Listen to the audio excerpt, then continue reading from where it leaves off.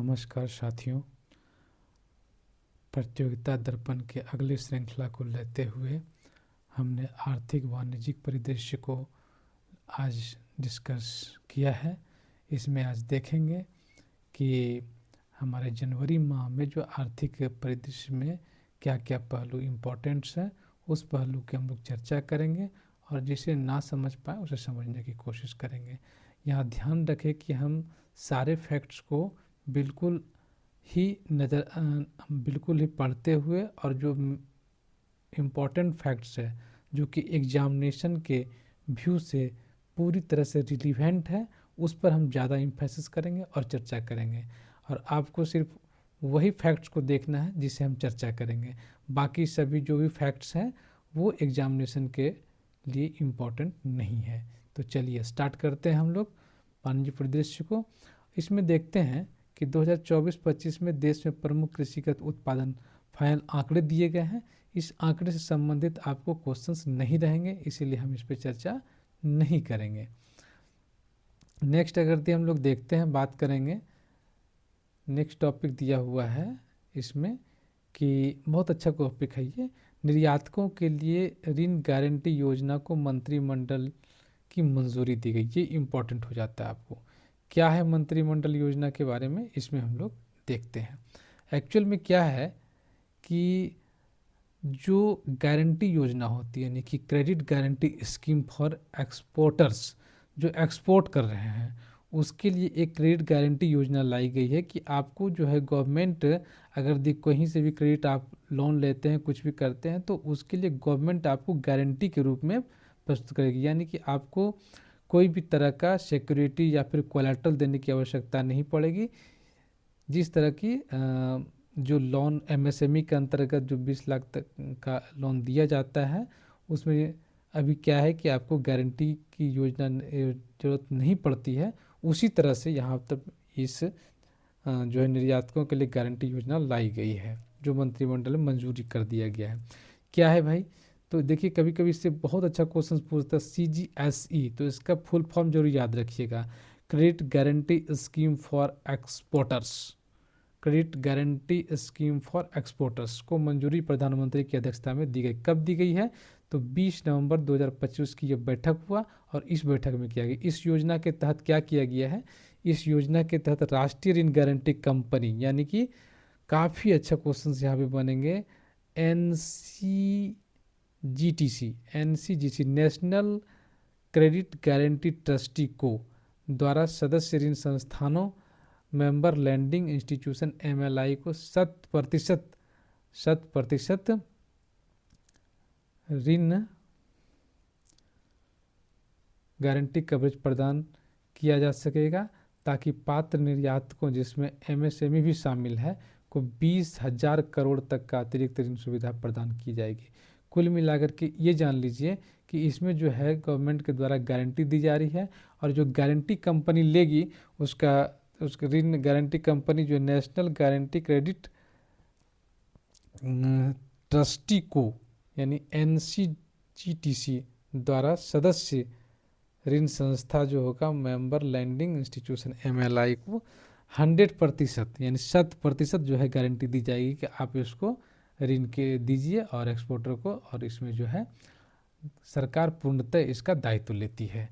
तो काफ़ी अच्छा कदम है सरकार के द्वारा यह।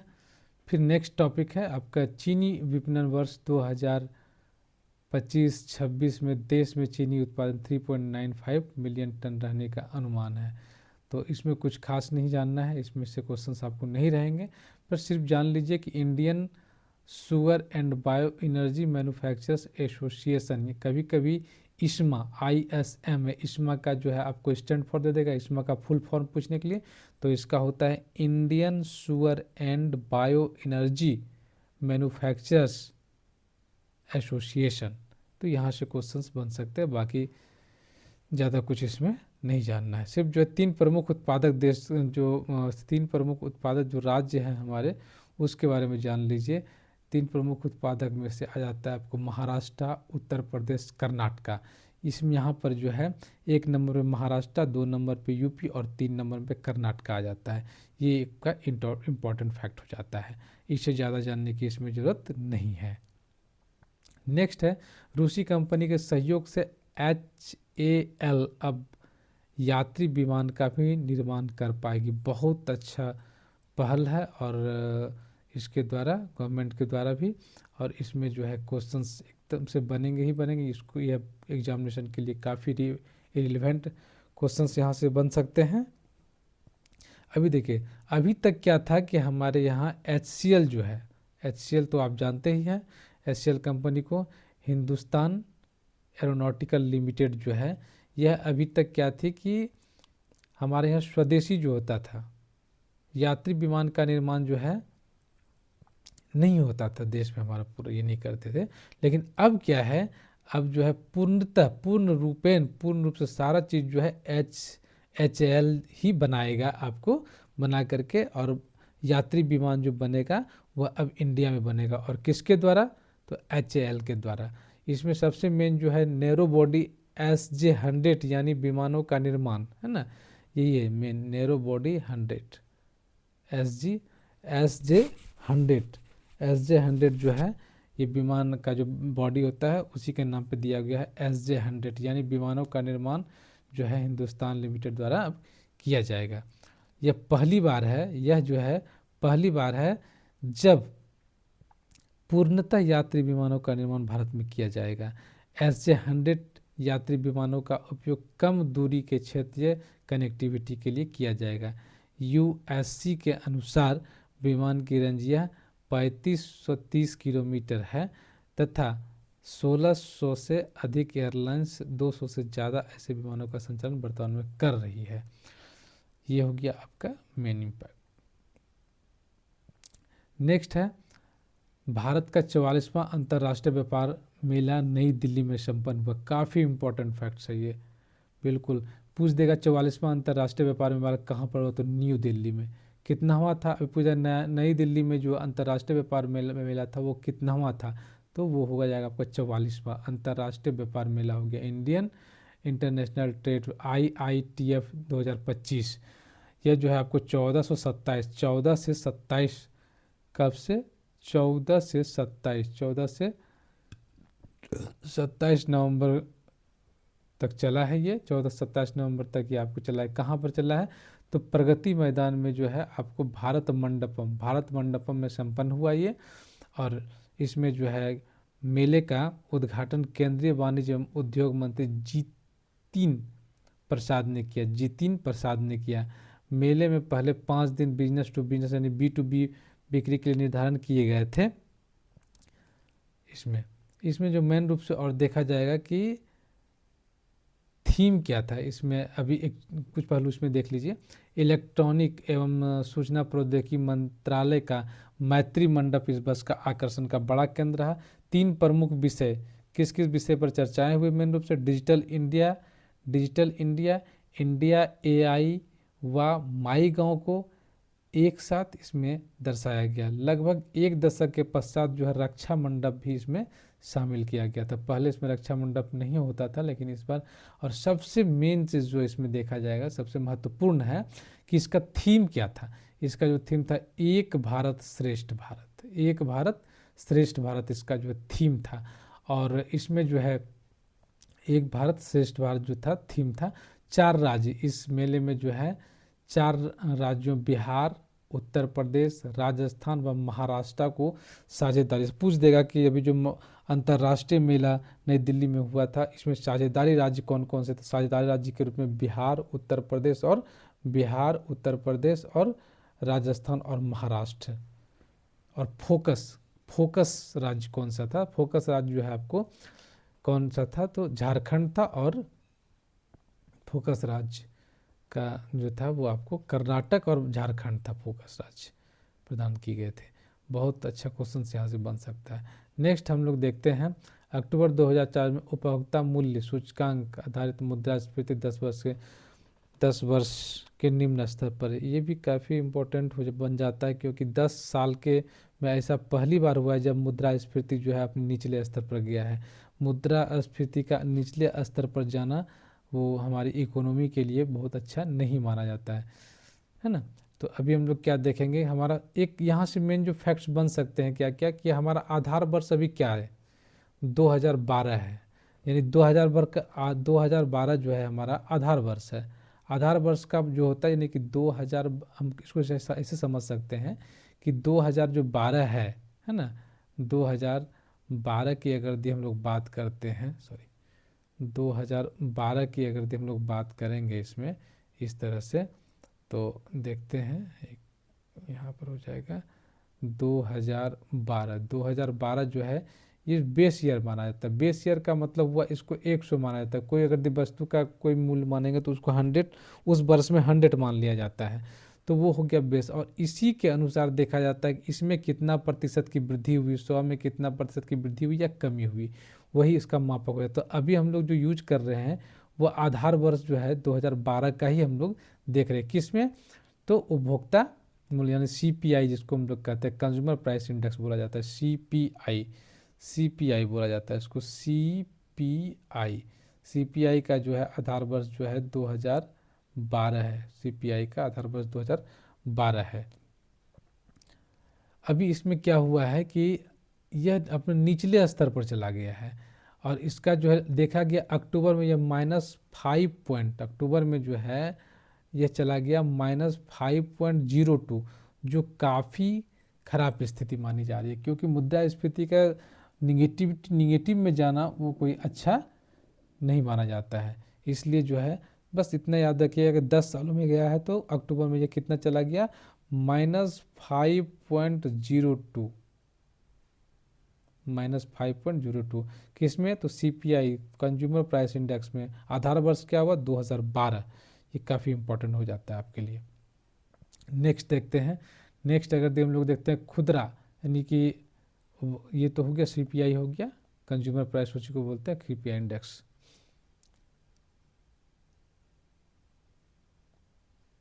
नेक्स्ट हम लोग WPI का हम लोग चर्चा करेंगे, wholesale price index. Wholesale price index में भी अक्टूबर में उसी तरह से कमी, क्योंकि जब CPI में होगा तो ऑटोमेटिक है कि WPI में होगा, होलसेल प्राइस इंडेक्स में भी वही हो जाएगा, उसी तरह से होगा, लेकिन उतना नहीं है। इसमें क्या है, WPI में हम लोग क्या देखते हैं, -1.21%, -1.21% देखा गया। किसमें, तो थोक मूल्य WPI जिसको हम लोग बोलते हैं, इसमें देखा गया। और इसका आधार वर्ष जो है, जैसे उसका 2012 था तो उसी तरह से इसका WPI का जो आधार वर्ष है, WPI का जो बेस ईयर माना जाता है आपको, बेस ईयर जो है, बेस ईयर जो है इसमें हो जाता है, ये भी हो गया आपको 2011 से 12 ही माना जाता है। इसमें जो है इक्वल टू इसका भी जो है 100 माना जाता है, 100 यानी उस ईयर 11-12 को, मान लीजिए किसी वस्तु का कीमत 11-12 में 100 रुपया था, तो वहाँ से अभी तक में उसमें कितना बढ़ोतरी हुआ, कितना कमी हुआ, उसके अनुसार ही उसको बढ़ाया या घटाया जाता है।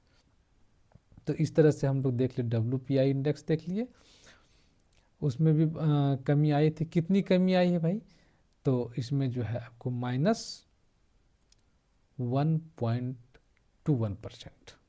चलिए नेक्स्ट हम लोग देखते हैं। नेक्स्ट भारत में GDP संबंधी बहुत, ये एकदम से VVI है और इससे क्वेश्चंस आपको एग्जामिनेशन में देखने के लिए बनेंगे ही बनेंगे। देखिए ये क्या है भाई, तो इसमें है कि वर्ष 2026 में जारी नई आंकड़े उपभोक्ता मूल्य सूचकांक आधार वर्ष अब 2024 होगा। यानी कि पहले जो आधार वर्ष था इसमें GDPI का जो है, भारत में जो GDPI संबंधी आकलन करते थे लोग, माप करते थे, उसका बेस ईयर था, उसका जो बेस ईयर था आपको वह था 2022 से 23 था, बेस ईयर 2022 से 23 था। लेकिन अब जो है यह बेस ईयर जो है फरवरी 2026 में जारी होगा। इसको जो है अब बेस ईयर इसका अब बेस ईयर 2024 हो जाएगा, 2024 हो जाएगा। बस ये GDP जो आकलन करते थे वो बेस ईयर 2024 हो जाएगा, इसलिए जान लेना इससे क्वेश्चंस को, आपको यहाँ से क्वेश्चंस पूछे जा सकते हैं। चलिए नेक्स्ट हो गया। अभी इसमें देखेंगे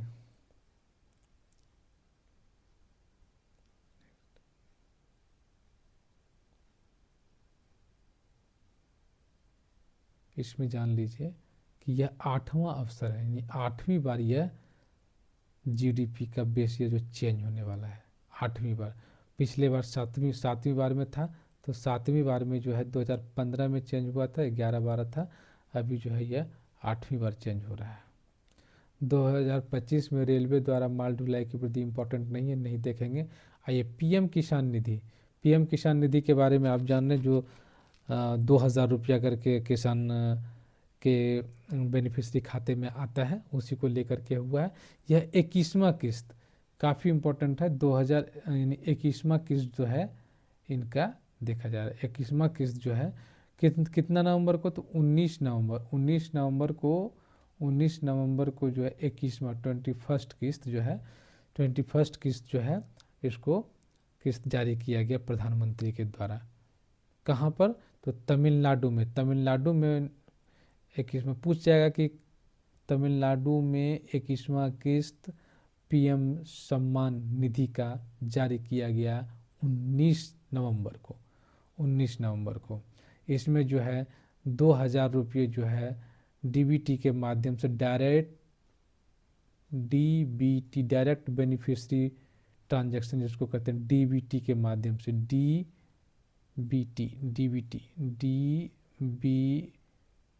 डीबीटी के माध्यम से जो है 2,000 रुपया जो है ट्रांसफ़र किया गया किसानों के खाते में। डायरेक्ट बेनिफिशरी फंड ट्रांसफ़र बोलते हैं डीबीटी को, मतलब डायरेक्ट जो है ये आधार से लिंक हो जाता है, लिंक करने की वजह से जो है खाते में आधार के माध्यम से खाते में पैसा चला जाता है। अभी इसका जो मेन पहलू क्या है इसमें देख लेते हैं, और इसके पात्रता वाला बहुत इंपॉर्टेंट हो जाता है, क्वेश्चंस बार बार पूछे जाते हैं इससे कि इसमें पात्रता कौन कौन से किसान होते हैं। प्रधानमंत्री किसान निधि योजना का लाभ उन्हीं किसानों को प्राप्त होता है जिनका नाम जो है कृषि भूमि, जिनके नाम में क्या है आपको कृषि भूमि होता है, और संस्थागत भूमि, जैसे कोई संस्था के नाम से, कोई ऑर्गेनाइजेशन के नाम से अगर कोई भूमि होती है तो वो इसमें इसके लिए पात्रता नहीं है, उसको ये पैसा नहीं मिल सकता है। किसी भी सरकारी विभाग में जो कार्यरत है अथवा जो सेवानिवृत्त हो चुका है, उसको भी सेवानिवृत्त है और उसको पेंशन आता हो, तो उसको भी इस योजना का लाभ नहीं मिलता। डॉक्टर, इंजीनियर्स, वकील, चार्टर अकाउंटेंट आदि, मतलब कहने का मतलब क्या, जो प्रोफेशनल लोग भी हैं, जो टैक्स रेटर है, जो टैक्स पे करते हैं गवर्नमेंट को, सरकार को टैक्स करती है, वो सब कोई भी लोग इसके हकदार नहीं होंगे, कोई भी इसमें उसको इस निधि का लाभ नहीं मिलेगा। कृषि भूमि का उपयोग यदि कृषि के अतिरिक्त किसी अन्य कार्य में भी किया जाता है, यानी कृषि में है भूमि लेकिन उसको किसी अन्य कार्य में किया जाता है, तो ऐसे इसको भी पैसा नहीं मिलेगा। ऐसे भूस्वामी इस योजना का लाभ नहीं ले पाएगा। इसमें इसी तरह से हो गया। इसमें डीबीटी के लिए जो है अपना केवाईसी और फॉर्म आईडी बनाना अनिवार्य होता है, जो कि मेन रूप से इसमें देखा गया है। सबसे मेन हो गया इसमें 2-3 चीज़ हो जाता है आपको, कि डीबीटी के माध्यम से इसमें पात्र लोग कौन कौन से हैं, और अभी जो है ये कब, ये कितनावां किस्त था, 21वां किस्त कहाँ पर, तमिलनाडु में प्रधानमंत्री के द्वारा 19 नवंबर को। काफ़ी इम्पोर्टेंट है। अभी एक सबसे इसका जो है इम्पोर्टेंट फैक्ट्स यहाँ से आता है, 16वीं वित्त आयोग की सिफारिश राष्ट्रपति को सौंपी गई। 16वें जो वित्त आयोग है, अभी हमारा 15वां वित्त आयोग चल रहा है, 16वां वित्त आयोग जो है जिसके अध्यक्ष 16वां वित्त आयोग के अध्यक्ष जो है अरविंद पड़घड़िया, 16वां वित्त आयोग के रिपोर्ट को जो है 17 नवंबर को राष्ट्रपति महोदया को उन्होंने समर्पित किया। और इसका जो है 2026 से 27 से शुरू होने वाले 5 वर्षों के केंद्रीय करों में राज्यों के हिस्से तथा राज्यों को मिलने वाले राष्ट्रीय अनुदानों के लिए फार्मूला तय करने के लिए 16वें वित्त आयोग का गठन जो है किया गया था। और यह जो गठन किया गया था संविधान के किस अनुच्छेद के तहत, संविधान के 280 जो आर्टिकल है 280 का जो है तहत 280 का 1 के तहत 280 के 1 के तहत में जो है वित्त आयोग का वहाँ पर चर्चा किया गया, वित्त आयोग का गठन क्यों किया जाता है, क्या क्या होना चाहिए, सारा उसमें चर्चा किया गया है। और 30 नवंबर 2025 तक इसका समयावधि बढ़ाकर दिया गया था, उसके पहले ही जो है राष्ट्रपति महोदया को ये समर्पित कर दिया गया सारा रिपोर्ट दे करके। अब इसमें क्या है, इसमें मेन रूप से क्या क्या और हो गया, इसका अध्यक्ष हो गया, अध्यक्ष के अलावा अध्यक्ष कौन गया, तो अरविंद पनखड़िया हो गया भाई। उसके बाद क्या होगा, पूर्णकालिक सदस्य में देखते हैं श्रीमती एनी जॉर्ज मैथ्यू, है ना, any George Matthew, Shrimati any George Matthew हो गई। ये आपको सेवानिवृत्त थी, एनीमती जॉर्ज थी। पूर्णकालिक में अर्थशास्त्री मनोज पांडे हो गया, तथा अर्थशास्त्री मनोज पांडे। और फिर देखते हैं हम लोग क्या, इसके अलावा जो है अंशकालिक में है एसबीआई समूह के आर्थिक सलाहकार डॉक्टर सौम्यकांति घोष, और आरबीआई के डिप्टी गवर्नर जो थे टी रविशंकर तथा सचिव ऋतिक पांडे भी इसमें शामिल थे। यह रिपोर्ट वित्त मंत्री द्वारा अनुच्छेद 281 के तहत संसद में प्रस्तुत किए जाने के पश्चात ही सार्वजनिक की जाएगी। यानी कि जो है अनुच्छेद 280 के तहत जो उसको बनाया गया, अनुच्छेद 281 के तहत जो है उसको संसद में पेश किया जाएगा, फिर जाकर के जो है ये जब सिफारिश होगी, और उसके बाद जो 1 अप्रैल 2026 से यह जो है 16वीं वित्त आयोग स्टार्ट हो जाएगी। और जो आपको 31 मार्च 2025 में 15वीं वित्त आयोग की सिफारिश समाप्त हो जाएगी, और यह चलेगी आपको 2030-31 तक, 5 वर्षों के लिए। तो ये काफ़ी एग्जामिनेशन के लिए रिलीवेंट है। नेक्स्ट आइए 8वें वित्त आयोग के बारे में चर्चा करते हैं। 8वें वित्त आयोग की अगर हम लोग बात करें तो यह भी वीवीआई बन जाता है, क्योंकि इससे क्वेश्चंस भी बनने के आसार बहुत अधिक हो जाते हैं। अभी इसमें हम लोग क्या देखेंगे कि अभी 7वां वित्त आयोग जो है चल रहा है, और 8वां वित्त आयोग हर एक 10 साल के बाद, एवरी 10 ईयर्स, हर एक 10 साल के बाद जो है नया वेतन आयोग जो है लागू किया जाता है। जो केंद्र सरकार के कर्मचारी होते हैं उसके वेतन, पेंशन आदि भत्ते वगैरह का जो है पुनरीक्षण करके एक सीमित स्तर तक जो है उसको बढ़ोतरी किया जाता है, ताकि उसके जो भी महंगाई हो उस महंगाई के एवरेज में उसको बढ़ाया जाता है। इस पर निरीक्षण होता है, पुनरीक्षण करने के बाद जो सरकार उस पर निर्णय लेती है। उसी के तहत जो है इसके अध्यक्ष कौन थे, तो इसके अध्यक्ष जो है का नाम है जस्टिस रंजना प्रकाश देसाई, काफ़ी इम्पोर्टेंट है। जस्टिस रंजना प्रकाश देसाई के आयोग का अध्यक्ष बनाया गया था, रंजना प्रकाश देसाई। जबकि भारतीय प्रबंधन संस्थान IIM बेंगलुरु के प्रोफेसर पुलक घोष इसके अंशकालिक सदस्य रहे, और पेट्रोलियम मंत्रालय के सचिव पंकज जैन इसके सदस्य सचिव बनाए गए थे, सदस्य। और यह जो सिफारिश 1 जनवरी 2026 से लागू किए जाने की अपेक्षा की जाती है। इस तरह से हम लोग देख रहे हैं कि इसमें जो है 8वां वित्त आयोग जो है, यह समान वेतन आयोग जो है ये पूरी तरह से लागू हो जाएगा 1 जनवरी 2026 से। और इस तरह से आर्थिक वाणिज्यिक जो है परिदृश्य जो है वो समाप्त होता है। आशा करते हैं आप सभी को इससे काफ़ी लाभ हो रहा होगा। अगर वीडियो में किसी तरह का कुछ अपडेट चाहते हैं, किसी तरह का कोई आपके कमी नज़र आ रही है, तो उसे हमें कमेंट्स बॉक्स में ज़रूर से ज़रूर ही लिखें, और चैनल को सब्सक्राइब और लाइक करना ना भूलें। धन्यवाद। जय हिंद, जय भारत।